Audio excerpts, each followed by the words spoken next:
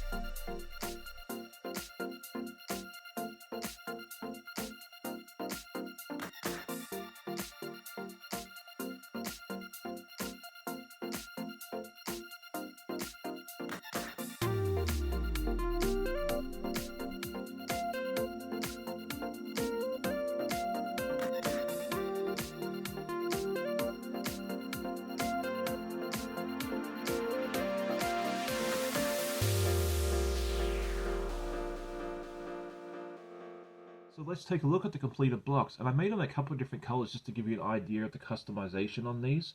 And this is my green one. And then I also made one in red as well. So you can use pretty much any fabric you want. You can make it red, blue, yellow, pink, whatever makes you happy.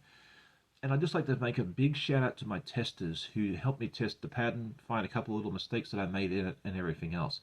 If you'd like to get your hands on a copy of this pattern, check out the description of this video and it will tell you how you can get your hands on one. And if you do decide to make this, I would love to see pictures. You can tag me as the guy who sews on Instagram. You can post on my Discord or my Facebook group as well. Well, thank you so much for joining me. I hope you enjoyed this pattern and I'd love to hear what you think of it. If you enjoyed it, please hit the like button. Tell a friend. I always love hearing comments from my viewers, and I hope to hear from you guys real soon on just how much you enjoy this pattern. Have a great day, and we'll see you soon. Bye.